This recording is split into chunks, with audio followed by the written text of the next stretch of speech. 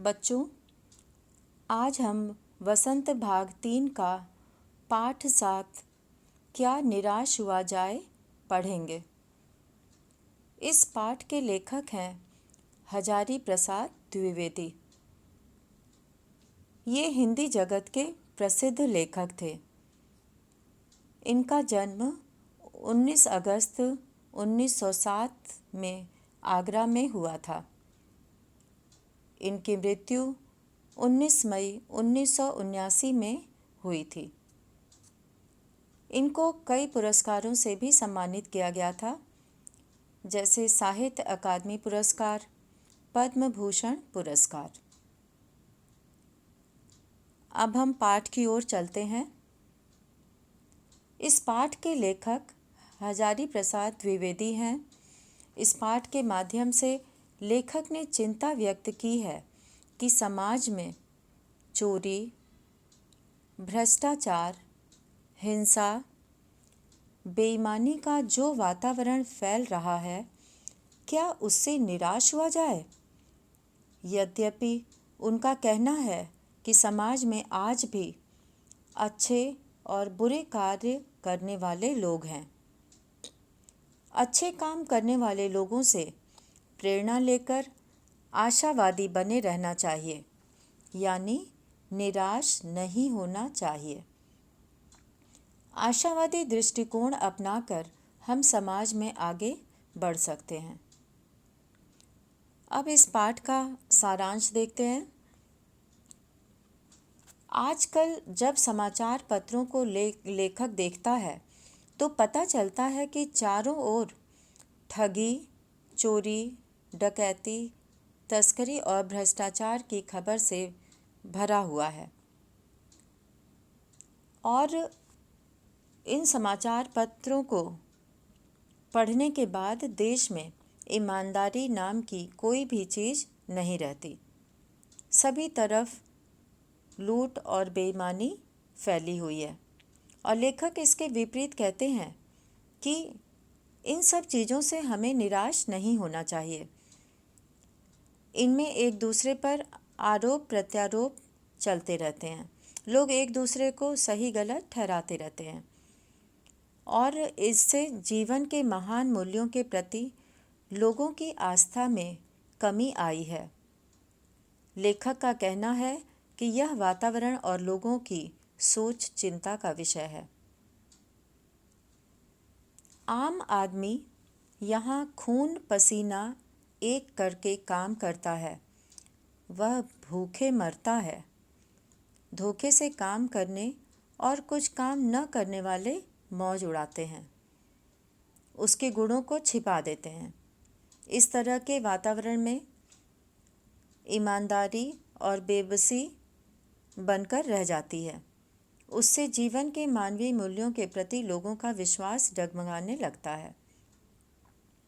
यहाँ करोड़ों आर्थिक तंगी से बेहाल, पिछले और कंगाल लोगों की दशा सुधारने के लिए जो कोशिश कृषि और उद्योगों को बढ़ावा देने के लिए किए जाते हैं, उनसे वास्तविक उद्देश्य पूर्ण नहीं हो पा रहा है।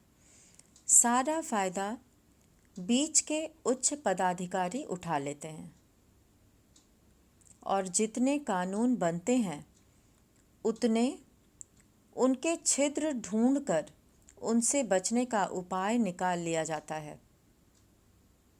समाचार पत्रों में जो भ्रष्टाचार के समाचार छपते हैं उनसे पता चलता है कि लोग तस्करी, रिश्वत, लूट मार आदि से दुखी और परेशान हैं।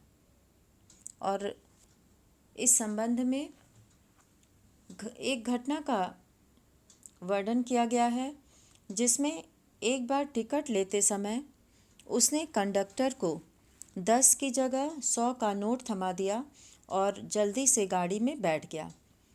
कुछ देर बाद वह टिकट बाबू 90 रुपये लिए डिब्बे में आया और लेखक को पहचान कर 90 रुपये दे दिया। उस समय कंडक्टर के चेहरे पर संतोष की गरिमा देखते ही बनती थी। उसे बहुत खुशी हुई इस बात की, उसकी ईमानदारी को देखकर। और इसी तरह से दूसरी घटना है एक बार की, जब लेखक परिवार के साथ बस में यात्रा कर रहा था। बस में कुछ खराबी थी, रुक रुक कर चल रही थी और बस को जहाँ पहुँचना था उससे 8 किलोमीटर पहले ही सुनसान जगह पर खड़ी हो गई और बस के कंडक्टर ने एक साइकिल उठाई और चलता बना। वो बिना कुछ बोले तुरंत साइकिल उठाया और चला गया। लेखक इसी बस में सपरिवार बैठे थे। बच्चे पानी के लिए चिल्ला रहे थे, लेकिन वहाँ पानी नहीं मिल पा रहा था और कुछ नौजवान गुस्से में ड्राइवर को पीटने को उतारू हो गए। तभी लेखक ने देखा कि कंडक्टर बस अड्डे से खाली बस लिए चला आ रहा है। उसने आते ही बताया कि बस चलने लायक नहीं थी, इसलिए वह दूसरी बस लेकर आया है। अब आप लोग इसमें बैठ जाइए। कंडक्टर ने अपने साथ लोटे में पानी लाया और थोड़े दूध लेखक के बच्चों को दिया और सभी यात्रियों से माफ़ी भी मांगी। बस 12 बजे अपने निश्चित जगह पर पहुंच गई। इन दोनों घटनाओं के आधार पर लेखक का मानना था कि चाहे ऐसी घटनाएं कम होती हों, किंतु जीवन आस्था की दृष्टि से बहुत मूल्यवान और प्रभावकारी है और ऐसी घटनाएं ही हमें आस्थावान और आशावादी बनाती हैं। और इसलिए लेखक का ये मानना भी है कि मैं भी कई बार ठगी और धोखे का शिकार हुआ हूँ।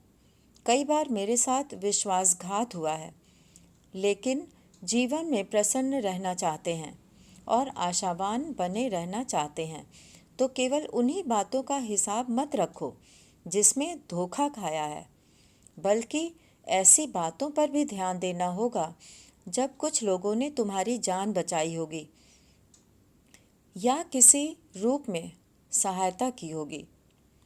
तो निराशा भरे मन को आशा की किरण अवश्य दिखाई पड़ती है। अगर हमारी सोच ऐसी हो जाए तो हमारे अंदर आशा जग जाती है। अंत में लेखक का मानना है कि मनुष्य की बनाई नीतियां आज गलत हो रही हैं, तो उन्हें बदलने की ज़रूरत है। अब भी आशा की ज्योति बुझी नहीं है, अतः मानव को निराश होने की ज़रूरत नहीं है। ये था पाठ का सारांश। और अब इसके बाद हम लोग एक एक अनुच्छेद पढ़ेंगे और उसके बारे में जानेंगे। तो शुरू करते हैं। सबसे पहला अनुच्छेद, मेरा मन कभी कभी बैठ जाता है। समाचार पत्रों में ठगी, डकैती, चोरी, तस्करी और भ्रष्टाचार के समाचार भरे रहते हैं। अब यहाँ पर लेखक कहता है कि मैं कभी कभी बहुत निराश हो जाता हूँ, क्योंकि समाचार पत्र पढ़ने बैठो तो उसमें चोरी की और डकैती की और तस्करी यानी कि किसी चीज़ की चोरी छिपे उसका जो है धंधा करना, और भ्रष्टाचार के समाचार ही ज़्यादा दिखाई देते हैं। आरोप प्रत्यारोप, एक दूसरे को गलत ठहराना का ऐसा वातावरण बन गया है कि लगता है कि देश में एक भी ईमानदार आदमी नहीं है और हर व्यक्ति पर संदेह किया जाता है कि ये अच्छा आदमी है कि नहीं है, और जो जितने ही ऊंचे पद पर है लोग उसमें उतना ही दोष खोजते हैं, उसको उतना ही भ्रष्ट मानते हैं और उसको उतना ही दोषी ठहराया जाता है। अब आगे अगला पैराग्राफ है। एक बहुत बड़े आदमी ने मुझसे एक बार कहा था कि इस समय सुखी वही है जो कुछ नहीं करता। जो कुछ भी करेगा उसमें लोग दोष खोजने लगेंगे, उसके सारे गुण भुला दिए जाएंगे और दोषों को बढ़ा चढ़ाकर दिखाया जाने लगेगा। दोष किसमें नहीं होते। यही कारण है कि हर आदमी दोषी अधिक दिख रहा है, गुणी कम या बिल्कुल ही नहीं। स्थिति अगर ऐसी है तो निश्चय ही चिंता का विषय है। हम लोग देखते हैं कि जो लोग काम करना चाहते हैं और काम करते भी हैं, उनकी अच्छाइयों को देखने की जगह लोग उनमें कमियां ढूंढने लगते हैं और किसी भी तरह से उनके अंदर कमी निकाल कर उनको दोषी ठहराया जाता है और कहा जाता है कि इनको काम करने नहीं आता या ये काम इनके करने लायक नहीं है, और इस तरह से उनमें दोष निकालकर उनको काम से हटा दिया जाता है। तो अब मनुष्य जो है वो गुण कम देखता है और दोष ज़्यादा देखता है, और इसीलिए ये स्थिति जो है वो चिंता का विषय है। और सुखी वही रहता है जो कोई भी काम नहीं करता है, न वो कोई काम करेगा और न ही उसमें कोई दोष खोजेगा। तो इस तरह से काम न करने वाले लोग ज़्यादा सुखी होते हैं। आगे लेखक कहते हैं कि क्या यही भारतवर्ष है जिसका सपना तिलक और गांधी ने देखा था? रविंद्रनाथ ठाकुर और मदन मोहन मालवीय का महान संस्कृति सभ्य भारतवर्ष किस अतीत के गह्वर में डूब गया? आर्य और द्रविड़, हिंदू और मुसलमान, यूरोपीय और भारतीय आदर्शों की मिलन भूमि, मानव महासमुद्र क्या सूख ही गया? मेरा मन कहता है ऐसा हो नहीं सकता। हमारे महान मनीषियों के सपनों का भारत है और रहेगा। तो इस तरह से यहाँ पर महात्मा गांधी ने और तिलक ने, इन्होंने एक ऐसे भारत की कल्पना की थी जिसमें सभी एक समान हो, स्वतंत्र हो, सबको एक समान अधिकार हो। तो आज का जो भारत है वह महात्मा गांधी के सपनों के भारत से कहीं से भी नहीं मिलता जुलता है। और रविंद्रनाथ ठाकुर और मदन मोहन मालवीय ने हमारे देश के लिए, यहाँ की शिक्षा के लिए जो कुछ भी किया वह उनके महान कार्यों में गिना जाता है।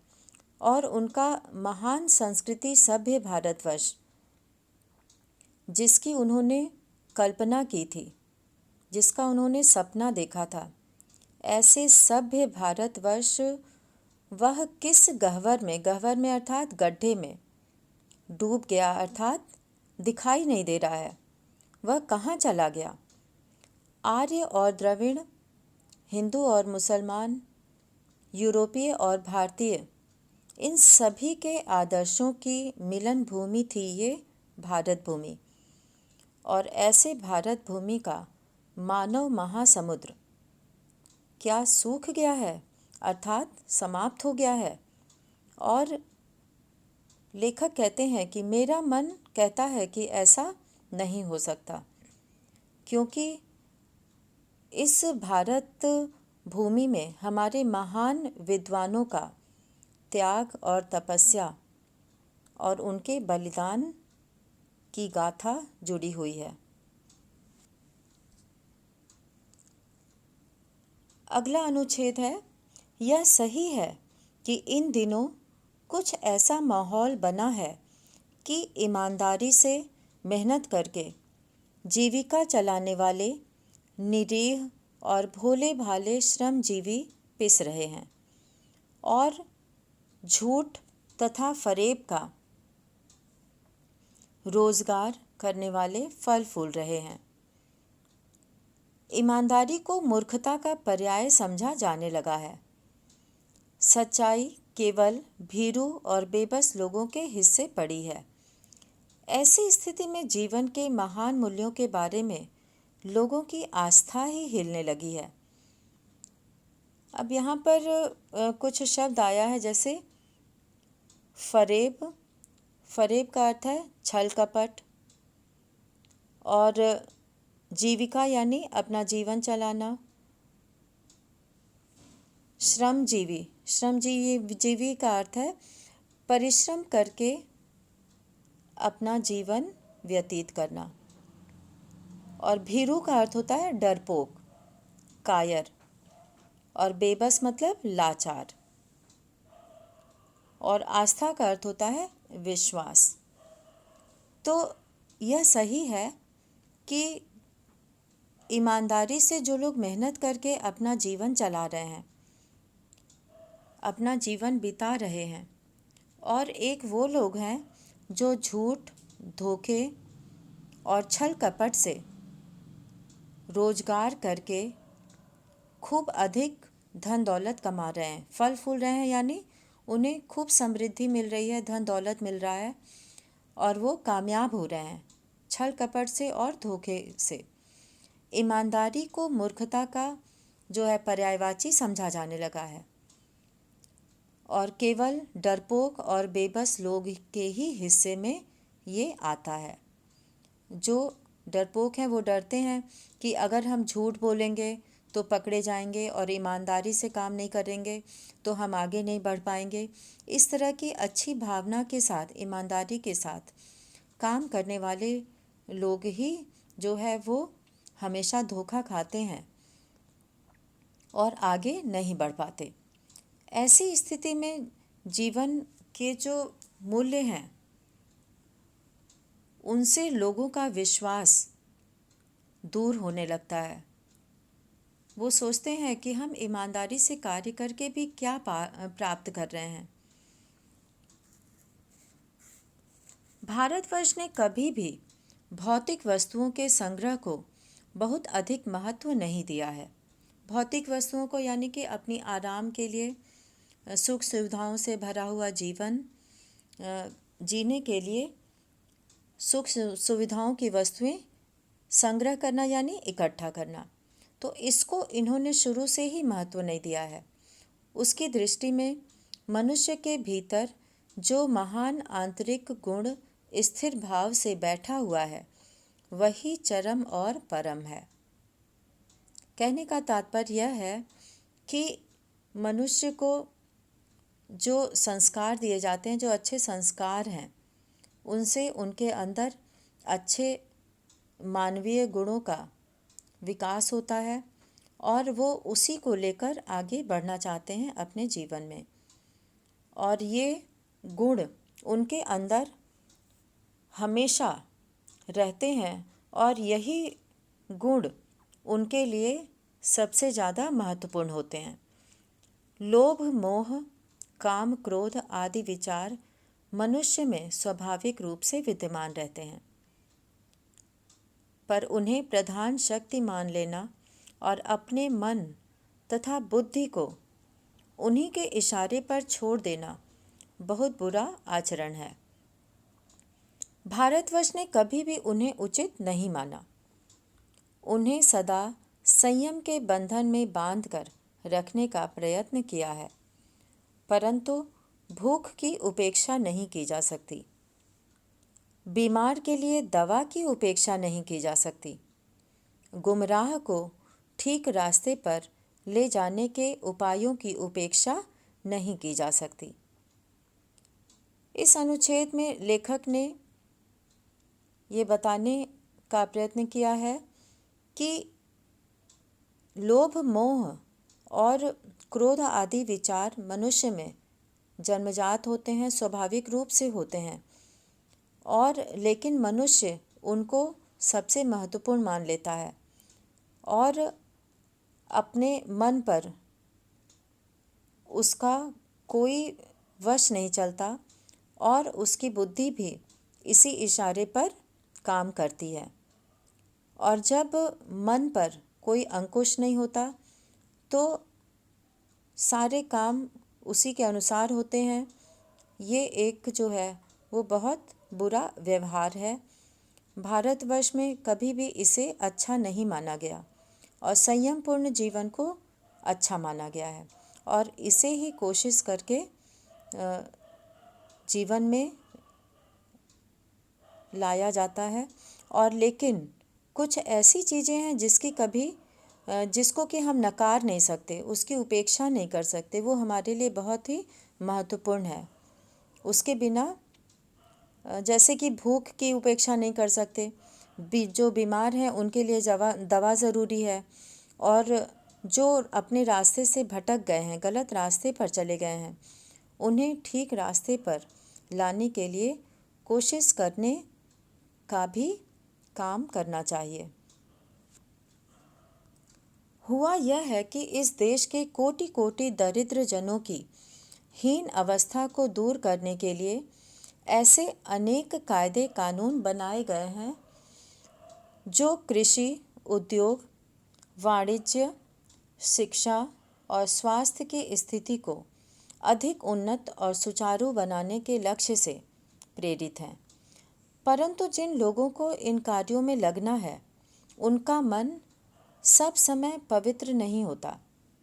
प्रायः वे ही लक्ष्य को भूल जाते हैं और अपनी ही सुख सुविधा की ओर ज़्यादा ध्यान देने लगते हैं। अब हमारे देश में बहुत सारे गरीब लोग हैं और इनके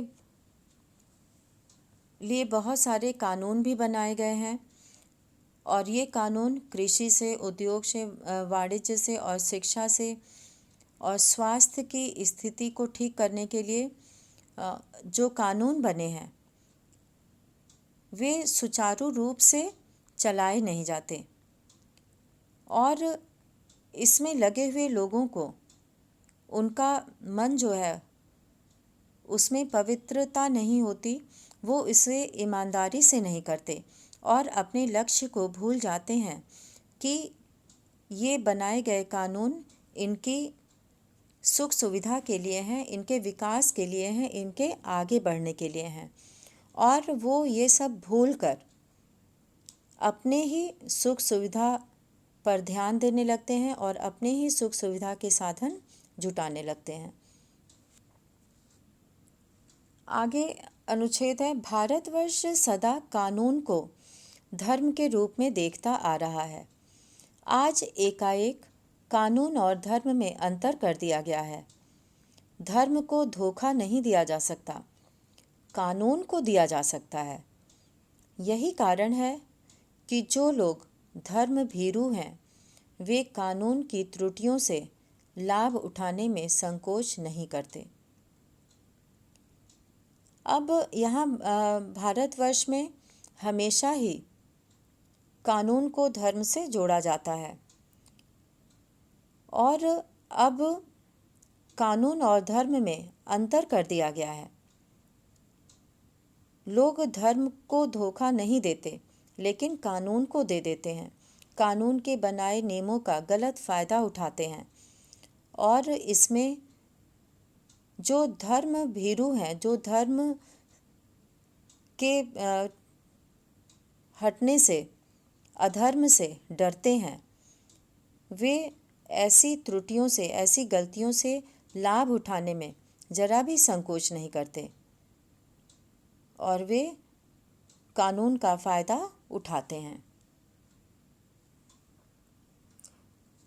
आगे है, इस बात के पर्याप्त प्रमाण खोजे जा सकते हैं कि समाज के ऊपरी वर्ग में चाहे जो भी होता रहा हो, भीतर भीतर भारतवर्ष अब भी यह अनुभव कर रहा है कि धर्म कानून से बड़ी चीज़ है।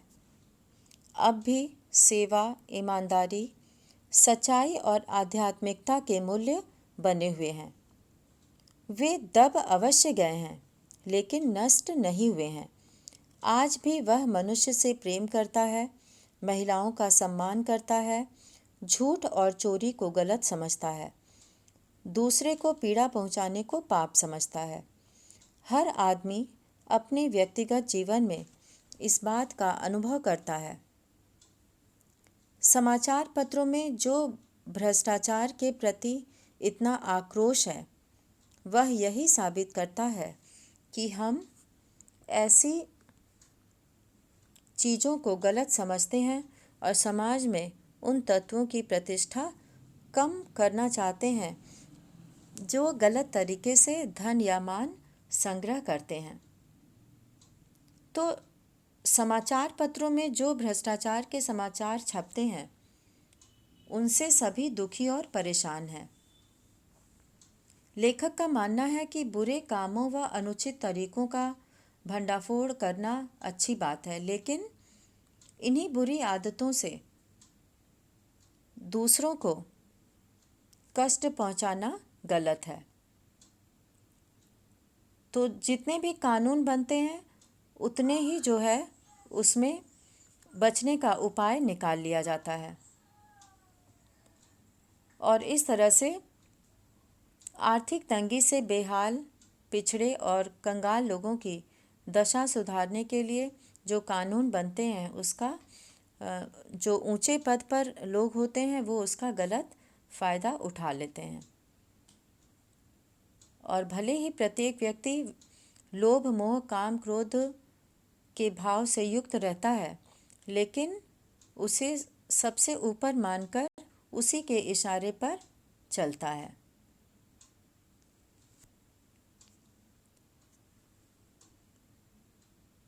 दोषों का पर्दाफाश करना बुरी बात नहीं है। बुराई यह मालूम होती है कि किसी के आचरण के गलत पक्ष को उद्घाटित करके उसमें रस लिया जाता है और दोषोद्घाटन को एकमात्र कर्तव्य मान लिया जाता है। बुराई में रस लेना बुरी बात है। अच्छाई में उतना ही रस लेकर उजागर न करना और भी बुरी बात है। सैकड़ों घटनाएं ऐसी घटती हैं जिन्हें उजागर करने से लोक चित्त में अच्छाई के प्रति अच्छी भावना जगती है। तो इस तरह से लोग जो है वो दूसरों के गलत पक्ष को दिखाकर उसमें रस लेते हैं, अर्थात मज़े लेते हैं, और दूसरों के दोषों को बताना ही उनका एकमात्र कर्तव्य होता है। और अच्छाई में उतना ही रस लेकर उजागर न करना, दूसरों की अच्छाई की वो तारीफ़ नहीं करते हैं, ये बुरी बात है। और बहुत सारी ऐसी घटनाएं हैं जिसे उजागर करने से लोक चित्त में अच्छाई के प्रति अच्छी भावना जगती है। अगर उसे हम जानें तो मन में अच्छे विचार आते हैं। तो आज के इस वीडियो में हम लोग यहाँ तक पढ़ेंगे और इसका अगला अनुच्छेद अगले वीडियो में पढ़ा जाएगा। धन्यवाद।